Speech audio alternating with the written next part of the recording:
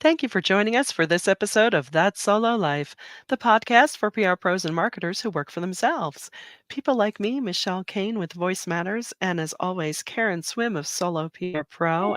And today we are thrilled to have a guest with us. We are thrilled to have Anetra Henry join us.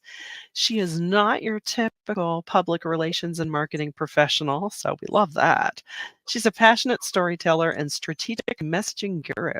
She is the Senior Director of Strategic Initiatives at the Institute for Public Relations, where she continues to make waves with her expertise and contributions to research.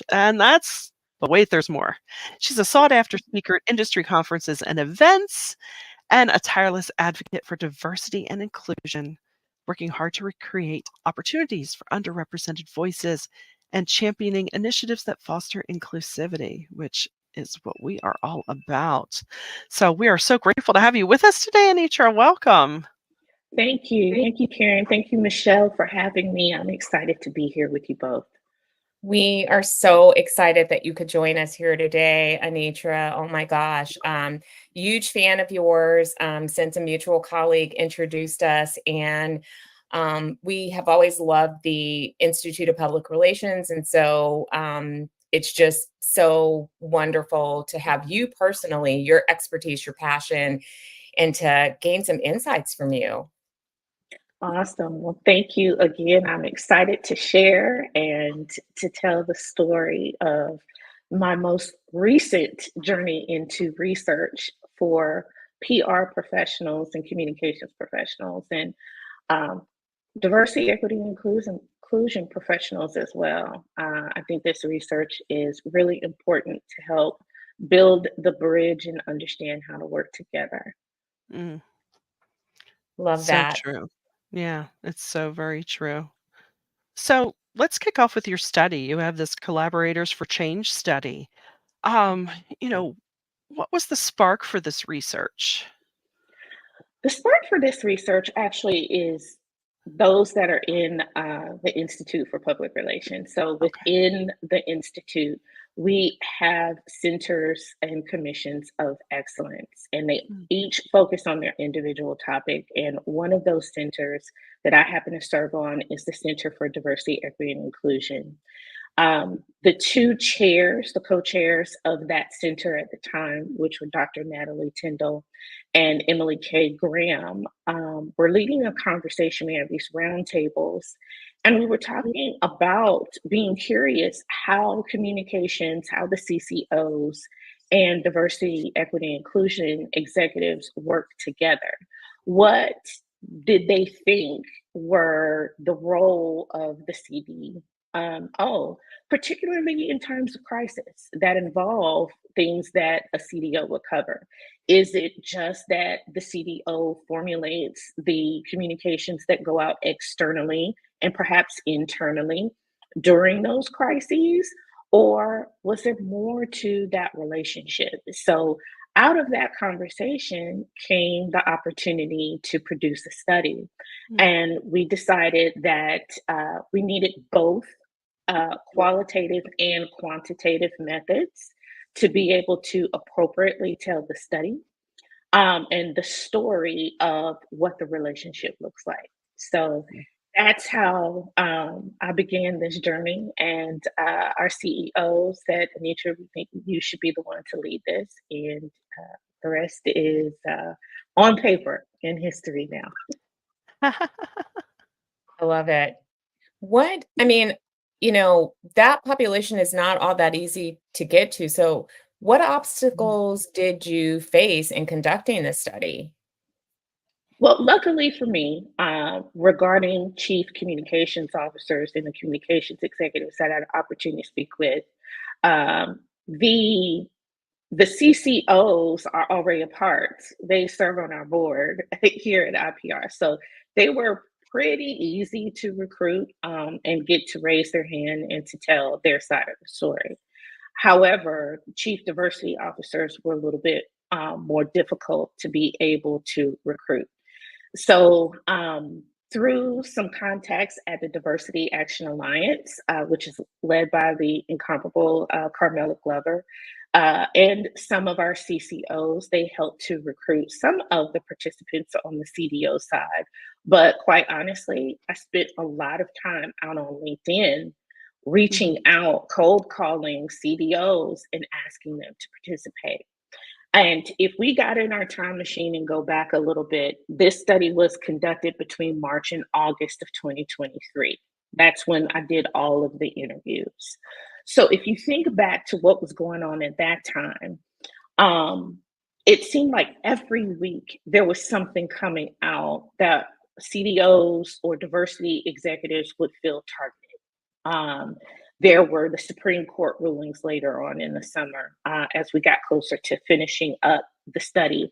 But in between there were states that were introducing legislation that would take place mostly this year, or pending legislation that was coming that was targeting this role and the work of diversity, equity, and inclusion. And so what I saw in the beginning, we planned to do focus groups for both the communications and the diversity executives. And in the beginning, I was able to complete a few of those focus groups with CDOs. However, as this news kept coming out week after week after week, the CDOs became increasingly just apprehensive about participating at that level, being in a room with other CDOs.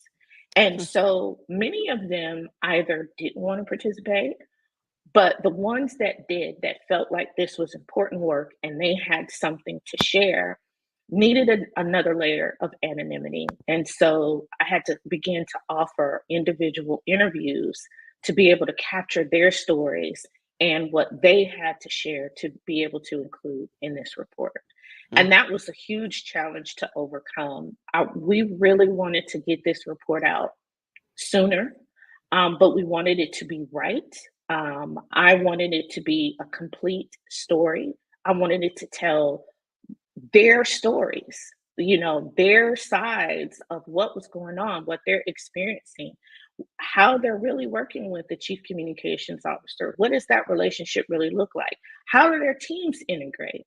Are they working places where they feel safe and psychologically safe? A lot of times CDOs are expected to be the ones to provide the psychological safety, but are they receiving psychological safety while doing this work?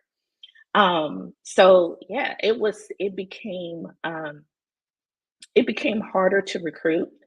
It became difficult at times to listen to the stories as we got closer to that legislation being enacted, and just the onslaught of constant negative news that was coming out about the future of initiatives surrounding diversity, equity, and inclusion. And that was from both sides. It really was from both sides. It wasn't just diversity officers that were sharing their broken heart stories.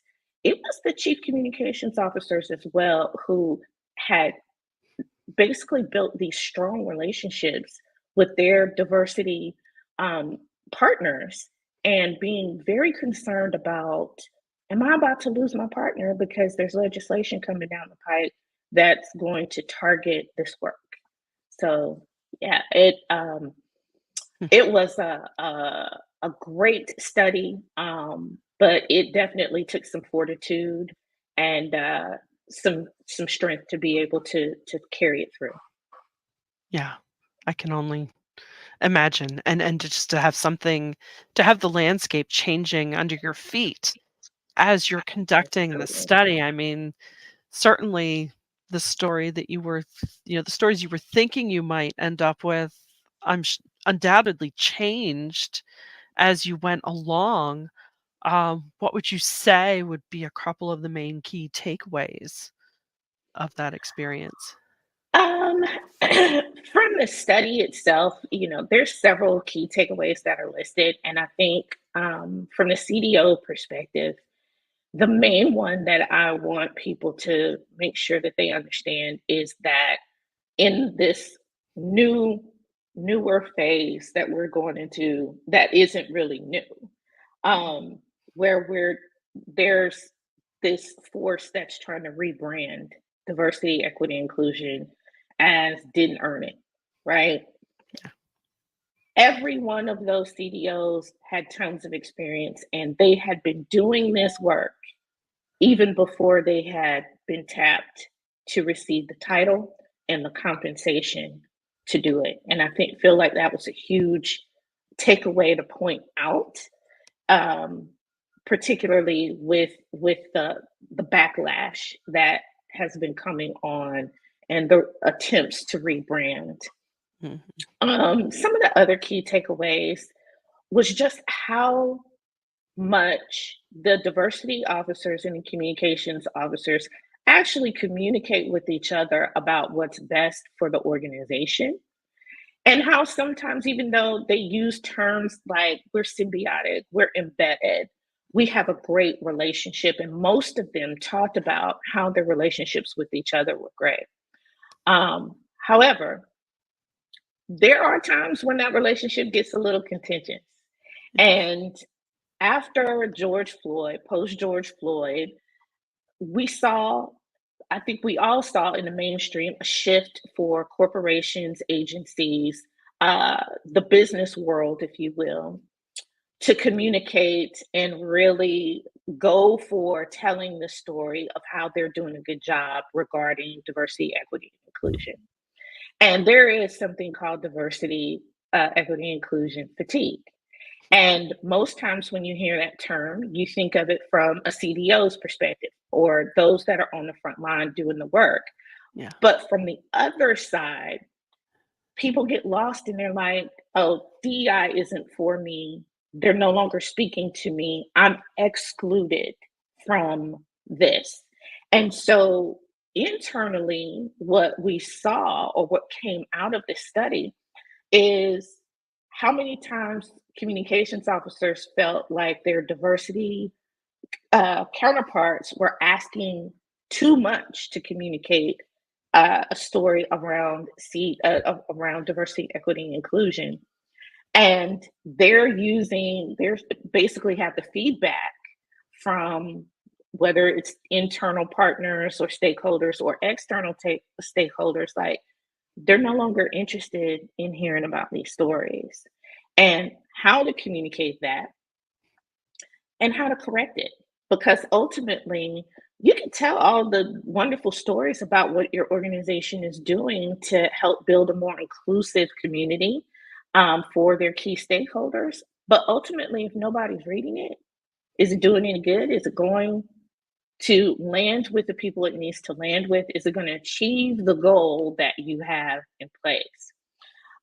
One of the major takeaways for me was I did have the opportunity to interview a couple of sets of chief communications officers and chief diversity officers from the same organization, because I was curious if they were going to tell me the same thing. And there was a set that I got an opportunity to interview, and this was something that they each talked about. And they decided to come up with a way to perform an audit of all of their communications and to be able to say, okay, we're getting closer to when we need to communicate internally about the diversity, equity, and inclusion goals that we are creating, that we are achieving, and externally, and be able to use research and numbers to be able to say, this is the best way for us to proceed forward without the diversity team feeling like, oh, you guys just don't want to tell the story more. You're tired of telling our story. And that may not be true, right? It can feel that way, but until you have the type of communication that is direct and honest and let's agree on a path forward, then yeah, you're gonna feel whatever it is that you feel about it, but what is true. And so I loved that key takeaway from the study is how this particular pair decided to work together to solve the issue for their organization. You know, I you had such a great window into the inner workings of how diversity and communication officers work together within organizations. So I'm sure, and because you're so deeply embedded in this work and have a passion and an expertise around it, did this give you insights into, what's working? And I think more importantly, where we're failing and what recommendations, if you could put the recommendations in place, what would you change so that we're more effective? There are a few things I would change. First and foremost, what became clear to me through this study is diversity executives need to report to the chief executive officer. Sitting in human resources, having a reporting structure that has the title of chief but isn't being treated like a chief is problematic. It's hugely problematic. So that's the first recommendation that I would make. Another recommendation, and they're not, please don't take this like I'm saying this is the top recommendation, this is the second thing I would do.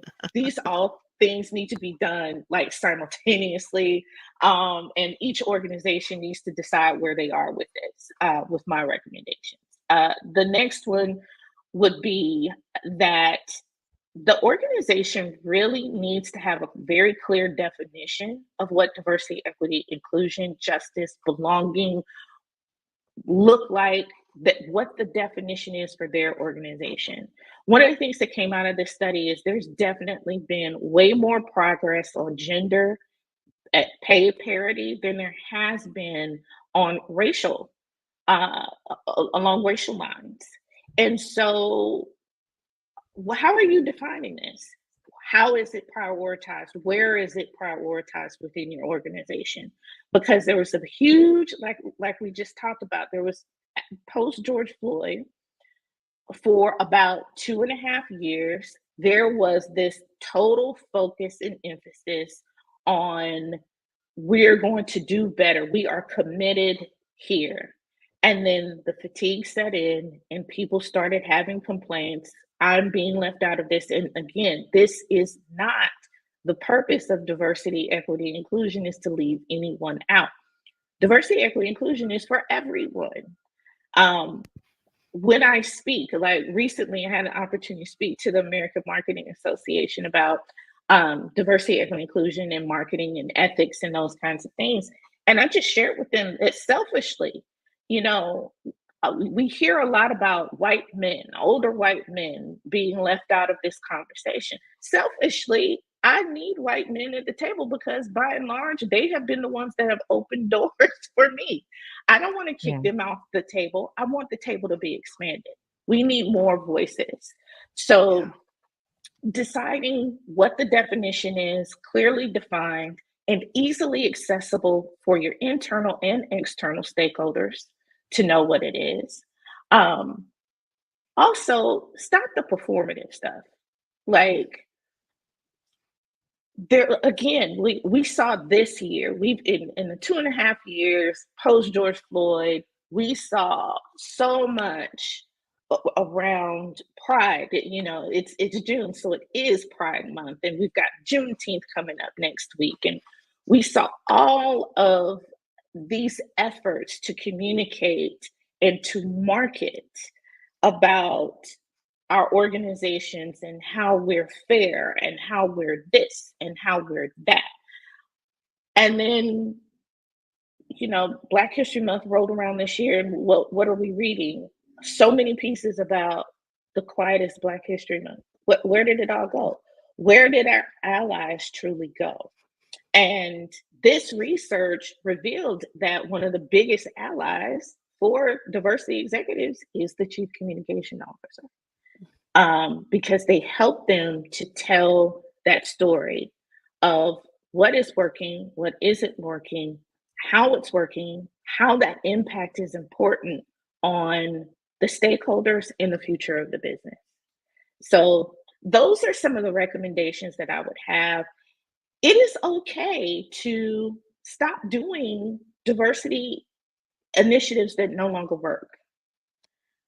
but you must communicate properly about it. Don't just stop it and say, okay, well, everybody else is stopping, so we're going to stop, right? And not address why this is no longer working for your organization, how you're going to retool, how you're going to refit, and communicating if you're still committed to that part of the overall organization's definition of diversity, equity, inclusion, justice, and belonging. So those will be my recommendations for organizations. I think those are really insightful. One of the biggest issues that I see, and I don't know how to fix this, which in my mind is why, I admire the people that are called to this work, because it's tough, and human nature does not like to change. It's why some people don't want to do therapy, because that you have an issue, you want to fix it, but the work of getting there is so painful, and it forces you to address pain within yourself. And at the crux of DEI is people are having the status quo challenge. They're having everything that they believed challenge, and that hurts. It's hard. It's painful to make that mind shift change and to start to look at a different perspective. Some people thankfully get it, and I think it's because they've had exposure through their lives. They've been more amenable to it. They were raised to be allies. They get it. They understand. And so that shift wasn't as painful for them. But for the people who are really being confronted with this for maybe the first time and called to account for it, they're in it for a minute, but then the first opportunity that they have to back out of it, they're like, I don't want any parts of it. And they have all kinds of excuses about why they can't continue the work. And I don't have the answer to that. I recognize it. I see it. I don't have a good answer for it. Mm-hmm. Yeah. I don't necessarily have the answer for it either. But I will tell you that the more empathy that one can have, and it starts with empathy for yourself. I think we largely live in a society where we are, our biggest fear each day is that someone's going to hurt our feelings. We are blessed to some degree in that way. And I'm not saying, and that's not to minimize the pain of people out there, because there's so many great nonprofit organizations that are targeting real issues in our society, like hunger, food insecurity, those kinds of things. But largely, the people that I serve through IPR, the biggest issue that they face each day is somebody's going to hurt their feelings. And the work, when you are first confronted with diversity, equity, and inclusion, it's going to hurt your feelings, because it's going to point out to you where you are not being empathetic to someone who just wants the same things that you want out of life. They want to do good work. They want to be loved, and they want to love, and they want to be successful, however they define success. And our bias keeps us from seeing that person as equal to us. So it's okay to have your feelings hurt. I think that's the first thing people need to realize. You are not owed perfect days and sunshine and rainbows every single day. Sometimes the biggest lessons that we learn is through pain and the through, right? Emphasis on the through. So feel the pain and have empathy for yourself and have empathy for others. And if you start to see people, the first thing isn't to the full acceptance, right? And I think that sometimes that message around diversity, equity, inclusion, whether people are saying that or not, that is what someone who's confronted with it for the first time, like you spoke about, Karen, feels. I'm supposed to get to, I have to fully accept this when I have 20, 30, 40, 50 plus years of experience feeling like and being taught and being socialized that this person who is different from me in some shape, form, or fashion is not equal to me. we're not asking you to immediately get to full acceptance. The first step is to understand they want the same things that you want. And your cis white, the norm that we exalt in America. We're not saying anything is wrong with your skin suit or how you experience life. What we're saying is, I want to experience life that way too. Can you please stop putting roadblocks in my way? That's it. I think one of the key hurdles to surpass is the defensiveness of many of Mhm. the people who enjoy the norm, right? And it's Yes. like, come on, the more you know, the more you learn. I mean, the things I've learned of, Mhm. what it took the Watchers to teach people like me about the Tulsa massacre. I mean, that's insane. Why don't we know that? And when you know better, you do better. And I think I'm not sure how you get past the people that immediately get their back up and, well, what do you mean everything I am is right? No, no one's saying that. Or what we see in schools about we don't want to teach children to feel bad about themselves. No one's saying that. But Yeah. if you do have empathy and are able to walk in someone else's shoes in your mind, yes, you are not going to feel great about certain things, and that's okay. I Yes. think, and I don't know if that's a just part of our top level fear-based culture or what, but I I mean, think largely people forget that pain is a good sign. It is your first indication that yeah, something is wrong and something needs to change. yes, yeah, Right? If you yeah, have an ache in your tooth, that's first sign something's wrong and you need to go get it taken care of. I think that what has been interpreted incorrectly about this work is that what is being asked of the norm is to remain in pain. We're not asking that. yeah, Not yeah. asking you to remain in pain. I don't like pain the same way you don't like pain. So um, I want you to understand that the lesson of pain is something needs to change. And the first thing that can change is having these conversations. yeah, I and agree. how awesome it can be when we do Mhm. truly include everyone at the same level, how much Absolutely. stronger we all are. Mhm. This is not your typical data study. I do a lot of data studies and there's excitement about them, there's connection to it, but this is deeply it hits home in so many ways and deeply personal because you are dealing with people that are doing work that has such a highly emotional component to it, and as you noted, so many are psychologically impacted. I'd love to know how doing this research personally impacted you. Uh, that's a great question. So for me, there's a lot of pride around being able to lead this study. And because I'm so connected to the work, and I lead a lot of the diversity, equity, inclusion initiatives for the Institute for Public Relations. And so I see myself to some degree in the work. But here's the other piece. As a researcher, I had to take myself out of it. And this wasn't about me. This was about the study participants' stories, their experiences. And my job was to compile those and tell their stories. However, there were several of these times and interviews that afterwards, um, it was really difficult. We would stop recording and I would just check in on my study participant. Like, okay, we're done with the interview. I'm done recording this.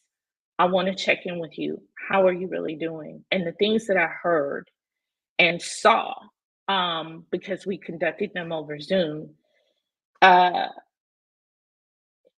it really impacted me. And I am an empathetic person. And so it was difficult to see people in pain. It was difficult to witness people in fear for their jobs because what we've already discussed, legislation coming out, uncertainty around really and truly how the organization is going to shift to fit this. If testing whether or not the organization is truly committed to diversity, equity, inclusion, because so many made that outward commitment within the last now 4 years. Um, but there were also many times when people said, you know what, um, I'm feeling strong because my organization has had this embedded since its founding. I don't feel that I'm unsafe. I am worried about my counterparts at other organizations.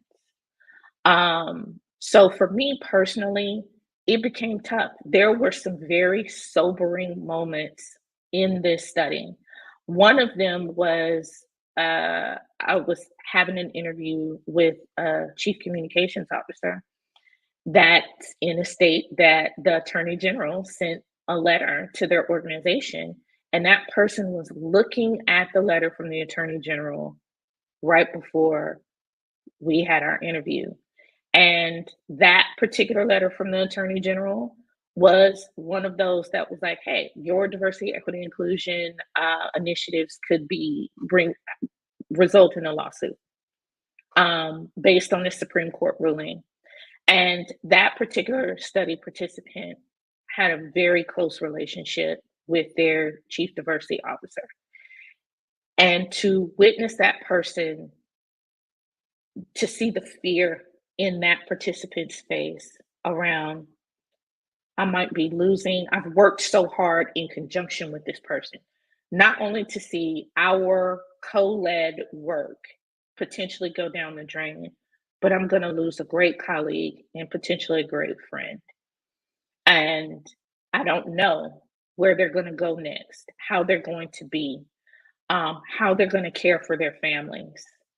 So that became really difficult to go through those interviews and have so many share really personal pain about and their fears about what's next for them. It was a very scary time to come forward and speak about what was going on. So personally for me, um, there were times that after an interview, I would have to reach out and say, "You guys, this is what happened in the interview. I need a minute. I need to take some time away from the computer, away from everything, and regroup." So it was a great and important study to conduct, but it was also one that was difficult because at the end of the day, I knew that there wasn't anything I could do other than to offer an ear. I couldn't fix it. I couldn't go up to the Supreme Court and say, you guys made a mistake. I couldn't go to those attorney generals and be like, how dare you? Do you realize the impact that you're about to have and that you are currently having on all these people's lives?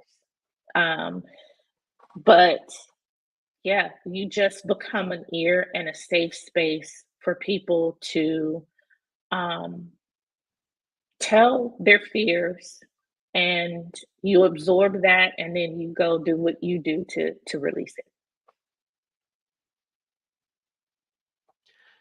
And it's so true. I mean, you can't help but be impacted, right? And Mhm. especially in the thick of it. And so often these decisions, the impact of the one-on-one person is not taken into account. But given all the information that you've collected and all these data points in the study, what do you see is ahead for CDOs in general? Uh, Ultimately, to see what's ahead, we have to look at what's behind, right? And what's behind us, there has been a history of people attacking whatever we call diversity, that we're now calling it diversity, equity, and inclusion, right? But before this, it was affirmative action. And before this, it was separate um, women's rights and all of those kinds of different things.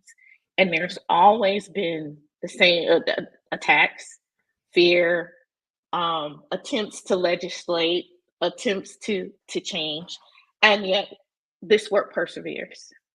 And so when I look at the history of how this plays out, regardless of what we call it, what I think is ahead is continuing to work. I do think it will get a new name, which I'm not a fan of. Even as a marketer, I would hate to rebrand diversity, equity, inclusion. Yeah. I think we need to do a better job of defining it.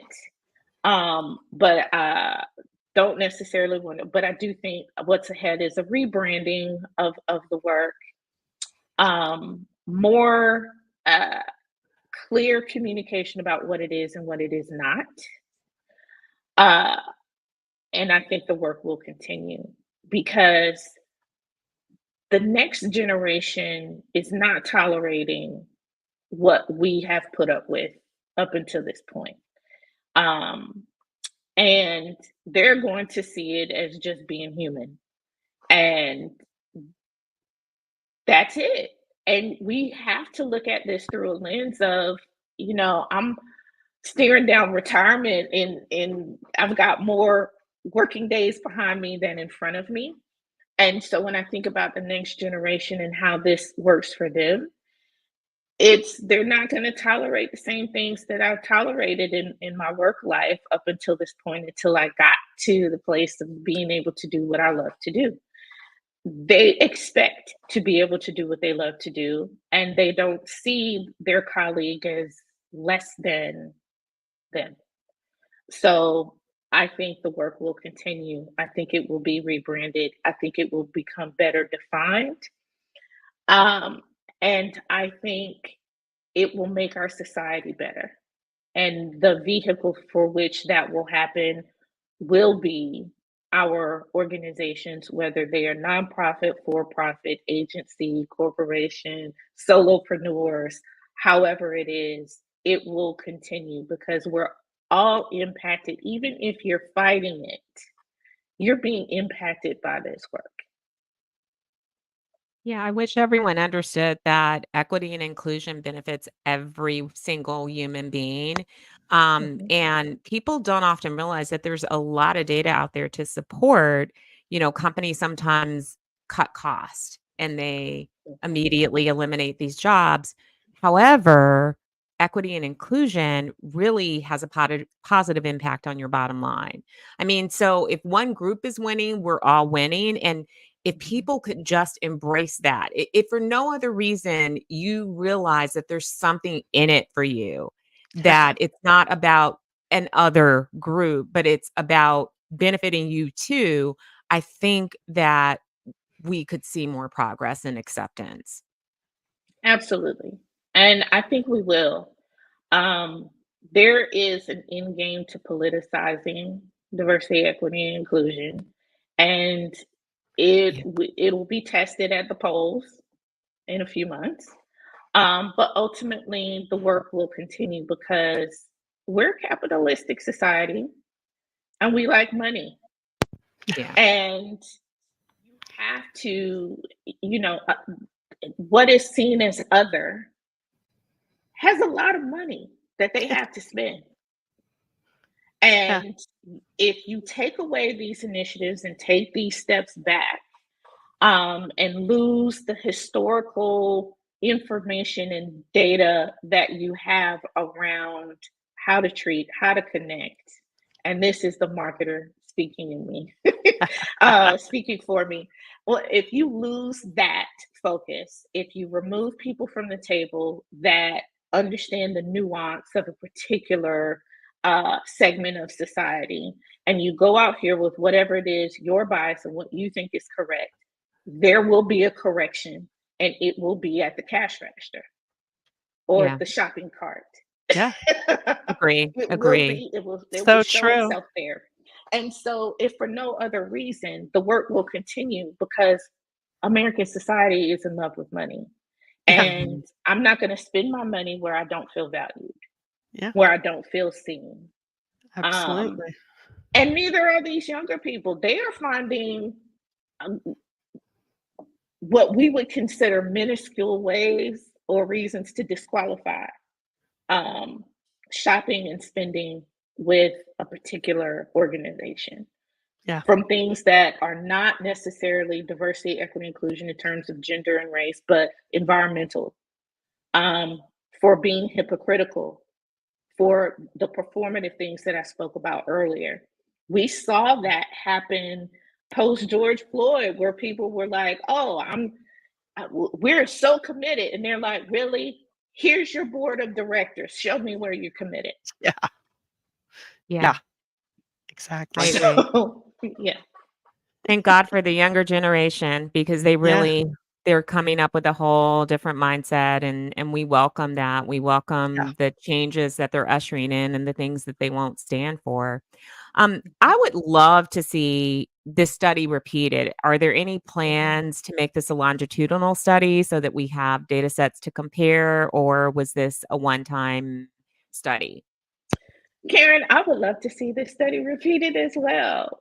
We have not had that conversation quite yet. What's going to come next from this study? But I would love to see the work continue and the examination of this to continue. One way that, particularly for this study, meaning the relationship between the chief communications officer and the chief diversity officer.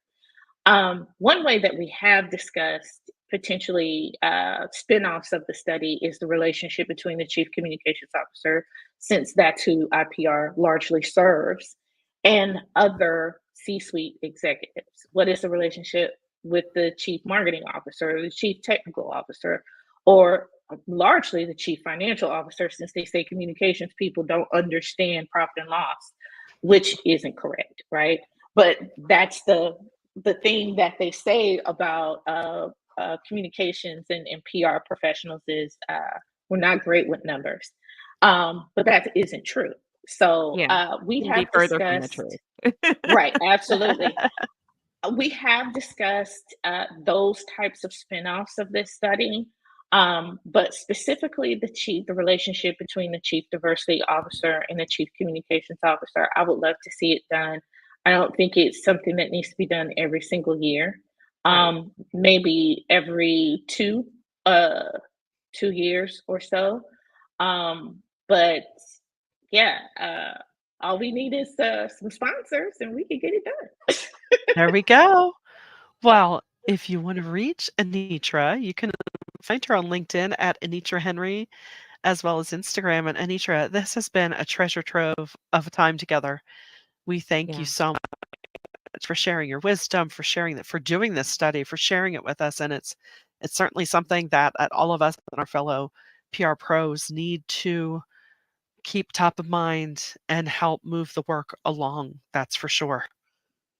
I Well, thank agree. you. I'm so thankful for you sharing your Yeah. wisdom, your passion, your insights, this is inspiring and it really illuminates the role that communicators can play in this work and Yep. partnering with CDOs. I mean, a- reading the study and after doing this, it saddens me that so often in my work, I never even get to talk to the CDOs. Yeah. And I'm serving companies, but there's there's these silos and I definitely, so I advocate for diversity, equity, inclusion in communications. I ensure that we are being inclusive in the way that we talk to our publics, but the CDO is never part of those discussions, which is unfortunate. And I think that that's something that needs to change as well. So let's all carry that torch forward and help to be an ally to the people that really are doing this work.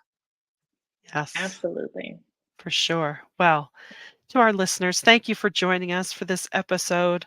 And another huge thank you to you, Anitra, for joining us. And as you're listening to this, if you find it valuable, which we're certain you do, please do share it around. Give us some reviews. That would be wonderful. And always check out soloprpro.com to see the latest for independent workers. And until next time, thanks for listening to That Solo Life.